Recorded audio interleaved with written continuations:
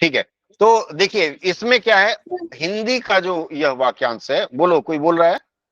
Sir आप बोले जैसे ही के लिए, सर उसके लिए वेन के लिए क्या वेन यूज करते हैं क्या? वेन यहाँ नहीं कर सकते हो यूज, सर मैंने अच्छा किया नहीं है। लगेगा। Yes. कोई बात नहीं, किया है तो मैं मान लेता हूं। मैं देखिए परीक्षक इतना स्ट्रिक्ट नहीं होता है, एक नंबर काट दे, आपको आधा नंबर देता हूं मैं। चलिए, एज सुन एज या वेन, वेन भी चला लेता हूं, आप लोगों की इच्छा है। एज सुन एज से ज्यादा सटीक एज का प्रयोग मुझे लगता है अच्छा रहेगा। ठीक है, द मूवमेंट जो भी आप लोगों ने ले लिया, नो बहस। अब इसमें क्या किया, सबसे पहले कर्ता कौन है? समर, तो एज समर जो भी आपने लिखा है, SAMAR, SUMMER मैंने भी लिखा था, किसी ने लिखा था SUMMER, मत लिखना, मौसम हो जाएगा।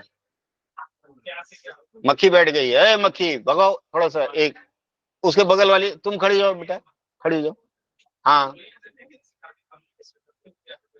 ठीक है, कोई बात नहीं, आप सुन पा रहे हैं ना मुझे? तो उसके बाद हाँ ये क्रॉस करो, उसके बाद इसको भी क्रॉस कर दो ऊपर से।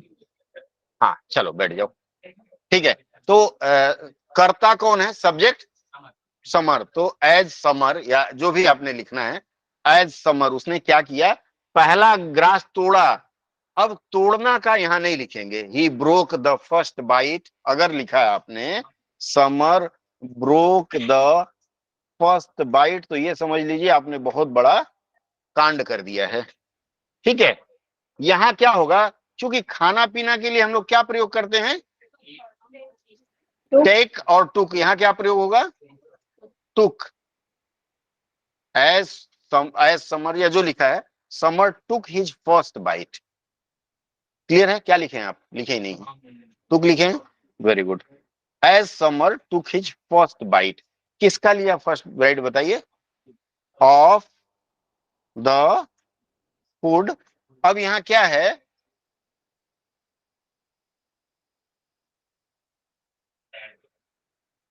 फूड है ही नहीं ना, इस लाइन में फूड है क्या? तो जबरदस्ती क्यों फूड फूड हम ले आएंगे? हाँ, फूड है नहीं, जबरदस्ती मत ये करिए, वो गलत है। बाइट यहीं तक हम लेते हैं। टुक हिज फर्स्ट बाइट हो गया, और उसको क्या किया फिर उसने? हाँ, यहाँ एंड का प्रयोग होगा या कॉमा का? सर एंड अगर करें तो? मैंने उसको लिया ही नहीं, मैंने जैसे ही से शुरू किया है। हाँ बोलिए, क्या बोल रही हैं? एंड नहीं कर एंड, सकते?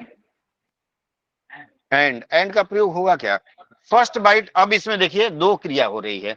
सबसे पहले वो मुंह में डाल लिया या दाल में डुबोया? पहले डुबोने का लेंगे, एज सुन एज या द मोमेंट या as Samar took the first bite, इसके पहले बाई का प्रयोग कर लेंगे। बाई, बाई डिपिंग इट, कहा? इन दाल लिखना है तो दाल लिख लीजिए, भात लिखना है तो भात लिख लीजिए, there is no compulsion. Cooked pulse लिख सकते हैं या सूप मत लिखिएगा। क्या लिखें बोलिए?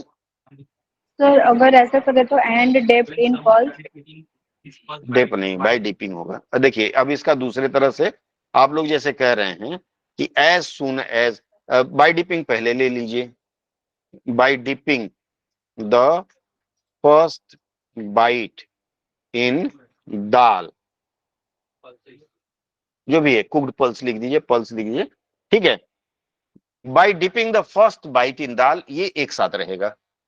ठीक है, जोड़ी कभी बिछड़नी नहीं चाहिए, शब्दों की जोड़ी विशेषकर, और ये वाक्य का जोड़ी है, by dipping the first bite in dal. इसके बाद आप एज लाना चाहते हैं तो ला सकते हैं, दोनों तरीका है आपके पास। कौन सा तरीका बेहतर लग रहा है? By dipping the first bite in dal, हाँ, as soon as Samar tasted it. अब इसमें बदल जाएगा, जैसे दूसरा वाला एज सुन एज, लेकिन ये बहुत कठिन हो आपने जाएगा। बोला टेस्ट। टेस्टेड इट, लेकिन सर यहाँ, अगर टेस्टेड इस यहाँ क्या है? जगह पे हाँ, केप इटेन करे ईट तो? लिखेंगे, इटेन तो लिखेंगे ही नहीं। इटेन के ऊपर तो इतना बड़ा भाषण दे दिया मैंने, समझ में आ रहा है? नहीं, वो केप सामने वाली केप। बच्ची, एट, एट तो लिखेंगे नहीं, एट का मतलब है जो चबा खा गया है, तब उल्टी नहीं आएगी। ठीक है, डुबो कर बाय डिपिंग होगा, डिप्ड लिखिए। देखिए डिप्ड यहां नहीं, first to bite after dipping ही आएगा, आफ्टर डिपिंग या बाय डिपिंग, डिप्ड नहीं। अगर आप ऐसा लिखना चाहती हैं, Samar dipped his first bite in dal and took it in his mouth, तो बहुत आसान, मतलब बच्चों वाला खेल हो जाएगा, नहीं करना है। मुझे लगता है कौन सा चलेगा, मेरे विचार से ये सेकंड वाला नहीं चलना चाहिए, कठिन है, आप लोगों को दिक्कत होगी, इसलिए हम इसको छोड़ देते हैं। क्या है, what is your opinion ladies and gentleman? Having dipped नहीं होता है, आफ्टर डिपिंग से ही प्रयोग करेंगे। ठीक है, तो यहाँ took first bite by dipping in dal, उसके बाद क्या हुआ, इसके बाद क्या हुआ, उसको मॉर्निंग सिकनेस होने लगा।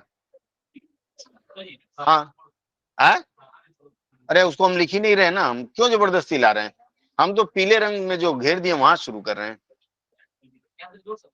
ना, हम नहीं जोड़ेंगे ना, तभी तो अंतर पता चलेगा कल और आज में।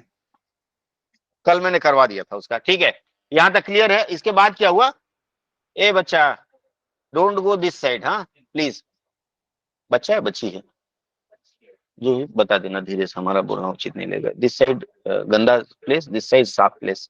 ठीक है, चलो, तो हो गया है। उसके बाद क्या हुआ, वो करता हुआ बाहर आ गया, यह बड़ा जटिल अनुवाद है, ध्यान से सुनिएगा। वो करता हुआ बाहर आ गया, ही रैन आउट या केम आउट, क्या होगा, वेंट नहीं कर सकते, he he went. Came, he went out, ये भाग गया है ना बाहर, भागा, भागा, भागा का रैन का प्रयोग कर लेंगे या केम का प्रयोग कर लेंगे। ही रैन आउट, केम आउट, जो भी है दोनों चलेगा। ठीक है, जैसे बोलते हैं मैं भाग रहा हूं, आई एम रनिंग, और मैं भाग रहा हूं मतलब आई एम गोइंग, दोनों होता है। उसी तरह से भागे, किसका है, who's this is,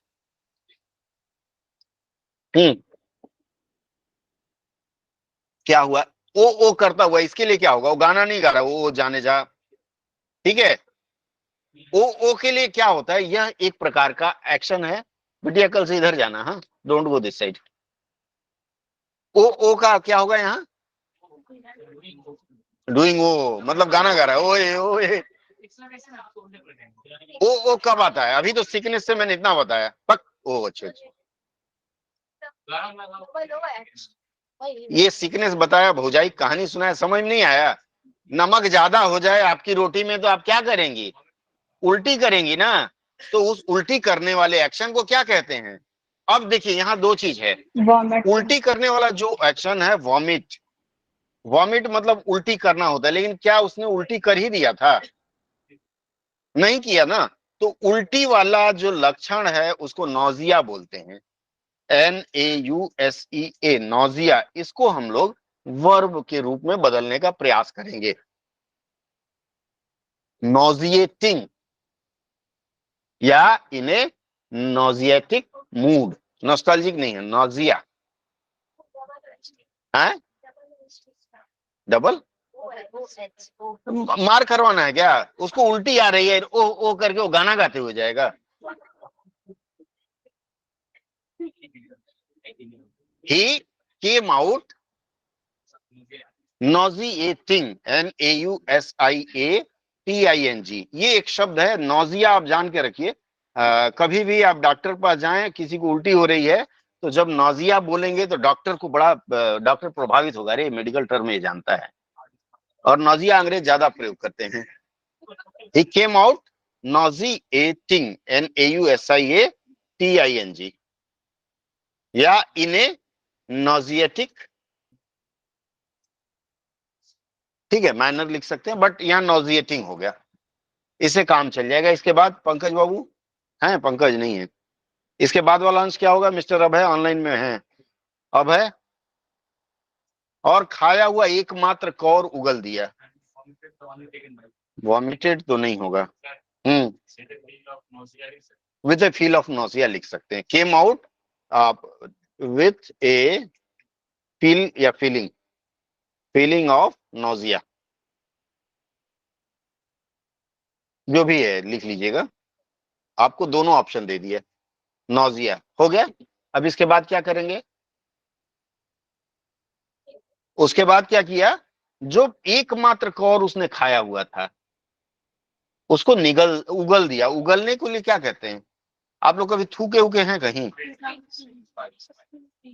spit, SPIT, spit मतलब थूकना होता है। थूगल दिया मतलब थूक दिया या उगल दिया, इसका क्या करेंगे? स्पैट आउट। खाली स्पैट हो गया, स्पैट आउट। हालांकि स्पिट आउट ही मैंने ज्यादा देखा है, स्पैट आउट लिख दीजिए।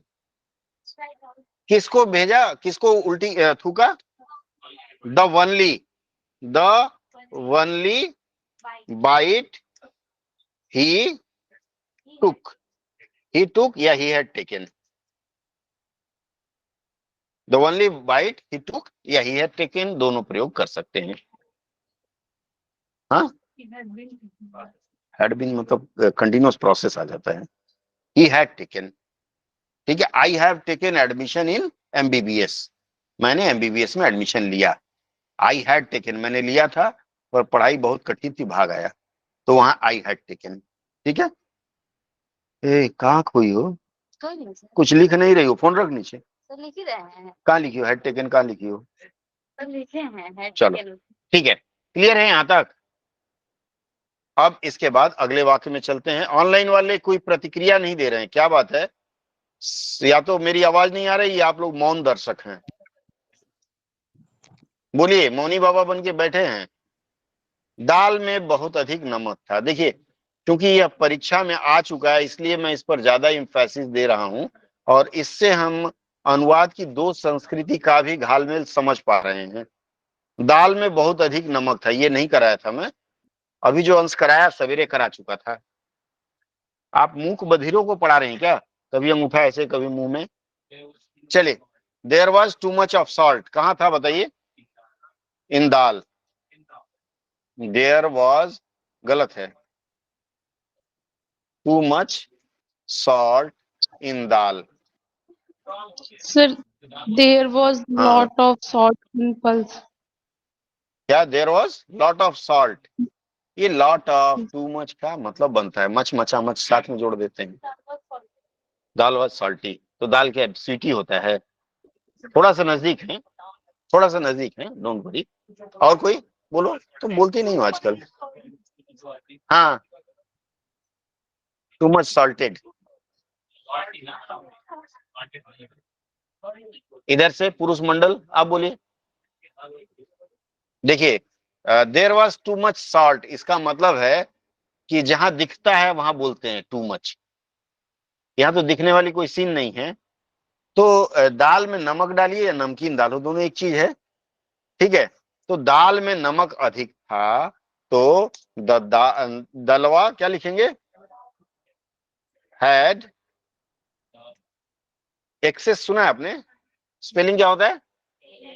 EXCE double S. एक्सेस। हाँ, डबल एस हुआ ना। लैपटॉप खराब हो गया, कुछ की काम नहीं करता है, ये दबाता हूँ सी दब जाता है। दाल हैड एक्सेस सॉल्ट, ये भी लिख सकते हैं। हैं? इनफ उनफ नहीं लगाएंगे। इनफ का मतलब हम मांग कर रहे हैं कि 1 किलो चाहिए, तो 1 किलो हमारा घर गुजारा हो जाएगा सर जी, तो 1 kilo is enough for me. Insufficient कम होना, मोर देन सफिशियंट ज्यादा होना, इसका भी प्रयोग कर सकते हैं। ठीक है, तो दाल है एक्सेस सॉल्ट, आप इसको लिखें ज्यादा आसान रहेगा। हाँ, किसी को समझ में ना आए तो बताइए। तुम नहीं समझ पाई, बताओ और कोई तरीका। हाँ मैडम आप, ठीक है आगे बढ़े हम लोग। चलिए अगला वाक्य लेते हैं। हाँ, दाल कंटेंट लिख लीजिए। ठीक है, आगे बढ़ते हैं।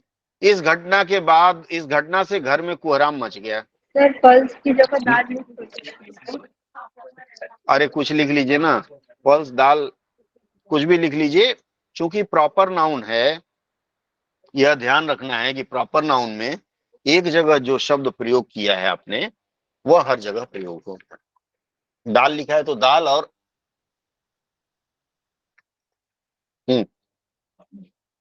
आगे बढ़े। इस घटना से घर में कोहराम मच जाता है। देखिए, इस तरह के कहानियों के अनुवाद के पीछे हमारी मंशा क्या है कि दोनों तरह के वाक्यों में आपको अंतर पता चले। ये नैरेटिव है, स्टोरी टेलिंग जो होता है। स्टोरी टेलिंग में कई बार क्या होता है कि हम प्रेजेंट इंडेफिनिट में वाक्य बोलते जाते हैं, पर उसका जब अनुवाद करते हैं तो उसको पास्ट में कर देते हैं, क्योंकि पास्ट की घटना है। ठीक इसी तरह से अगर अंग्रेजी में वो प्रेजेंट इंडेफिनिट में है, उसका अनुवाद करते समय हम उसको पास्ट इंडेफिनिट में कर देते हैं। जैसे राम गोज टू जंगल, राम जंगल गए, एंड किल्ड, क्या था, हिरण था ना, किल्ड द डियर, तो किल्स द डियर। इस तरह का प्रयोग हम कर सकते हैं। तो इसी रूप में यहां मच जाता है, मतलब एक ही बार मचा। ये जो मच जाता है, दूसरा क्या है, मच जाता है, आप अपने मन से पूछेंगे कि मच जाता है क्या रेगुलर हैबिट है? नहीं। तो जो रेगुलर हैबिट नहीं है, इस रूप में लिखा हुआ है, उनको हम पास्ट में लिखने की पूरी छूट पाते हैं। चलो बताओ, तुम बताओ। हाँ बोलो, बोलो, इसका अनुवाद बोलो। हैं? करो, कोशिश करो। क्या क्या क्या क्या, फिर से एक मिनट अनिकेत जी। वाई नहीं, बाई दिस नहीं होगा। बोलो बोलो, कौन बोल रहा था? Sir, this incident created a chaos in the house. This incidence created a Chaos in the house. Sir, the incident है. हाउस। ठीक है, इंसिडेंट है। अच्छा, एक चीज और ध्यान दीजिएगा, इंसिडेंस और इंसिडेंट में क्या अंतर है?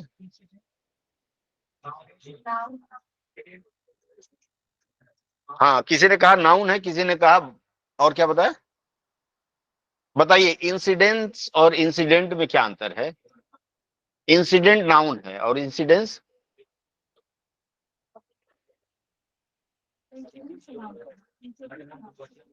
अच्छा ठीक है, नाउन प्रोनाउन नहीं याद रहा है, मैं आसान तरीका बता दूं।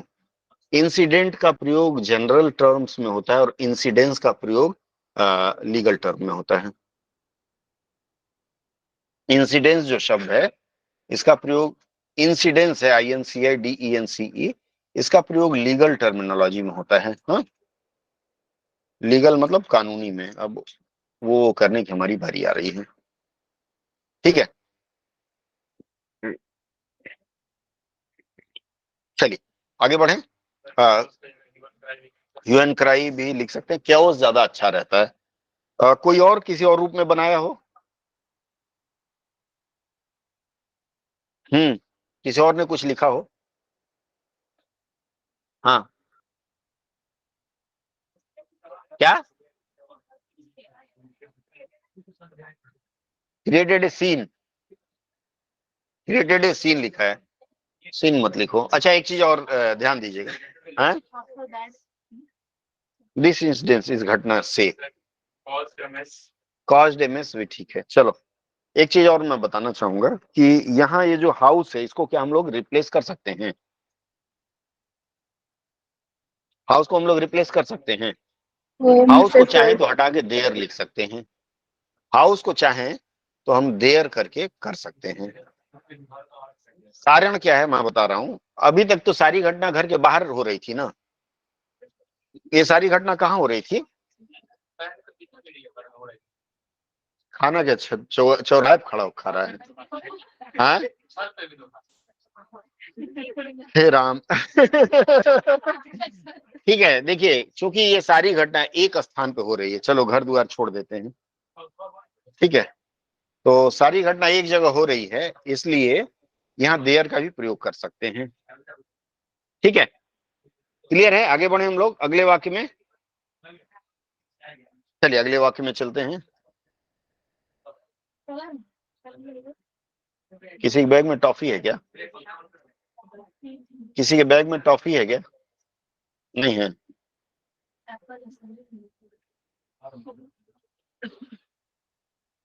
चलिए अगला लिखते हैं। संजना है तुम्हारे पास? टॉफी है? ए छोटकी, ऐसे घर का पुकारना मत बुलाया करो।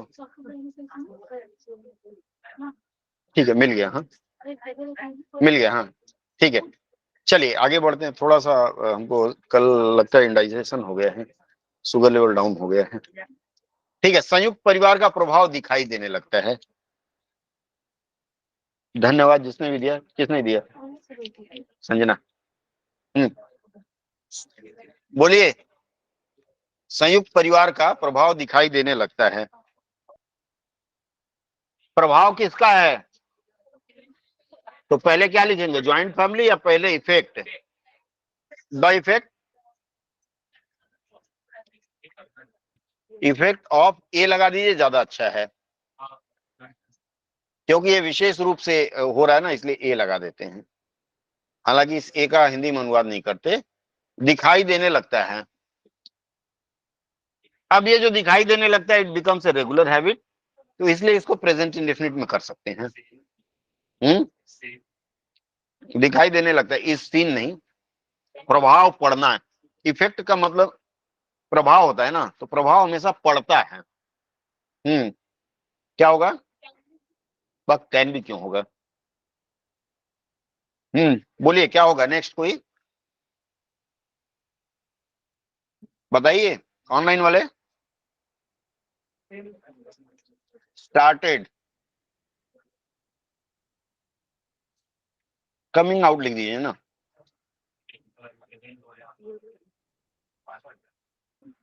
आने लगा, ये पास्ट में थोड़ा ना है। मैंने क्या कहा, जहां आपको लगता है कि सेंटेंस कंटिन्यूटी होगी, मतलब वो प्रभाव दिखाई दिया तो एक दिन के लिए नहीं दिखाई दिया। आज भौजाई लड़ेगी, कल ननद लड़ेगी, स्वाभाविक है। तो ये चलता है संयुक्त परिवारों में, इसीलिए आजकल के बच्चे अलग हो जाते हैं। और अब तो न्यूक्लियर से भी और भी क्लियर हो गए, पति उधर पत्नी इधर। खाली सैलरी ज्वाइंट अकाउंट में आना चाहिए बस। तो the effect of A joint family started coming out. आगे क्या हुआ, क्यों हंस रही हो? या और कुछ बोलो। ऑनलाइन वाले कोई कुछ नहीं बोल रहे हैं, दैट शोज कि आप लोग घर में सो गए हैं। चलिए, भाभी की टिप्पणियां शुरू हो जाती है। ये जो शब्द है दिखाई देने लगता है, शुरू हो जाती है, इसमें ईडी लगा के कर लेंगे। भाभी को आप लोगों ने क्या सर लिखा है अभी इसका तक? भाभी बोलिए क्या बोल रही? भाभी है स्टार्टेड टू कमेंट, ऐसा कर सकते हैं? हैड का प्रयोग नहीं होगा। भाभी, हैज मैंने भाभी लिखा था, आप लोगों ने सिस्टर इन लॉ लिखा था। स्टार्टेड, TAUNTING, तो स्पेलिंग गलत हो गया।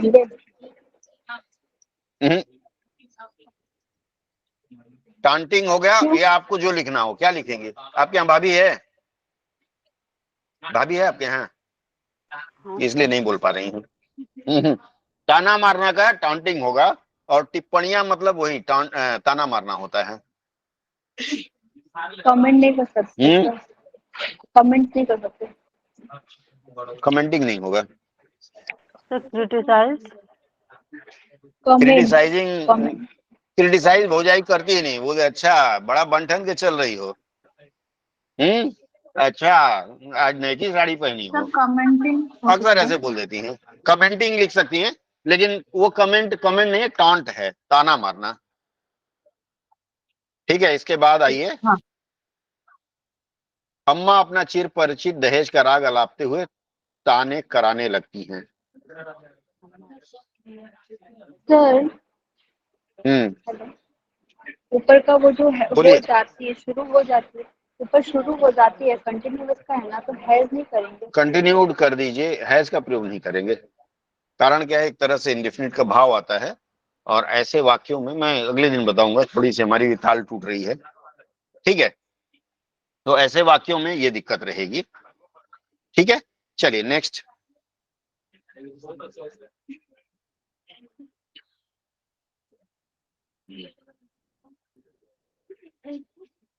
चलिए आगे बढ़िए, हम आपके साथ हैं। अगला बोलिए। इसका ऐसा कर सकते हैं हम, Amma has been starting to talk about dowry.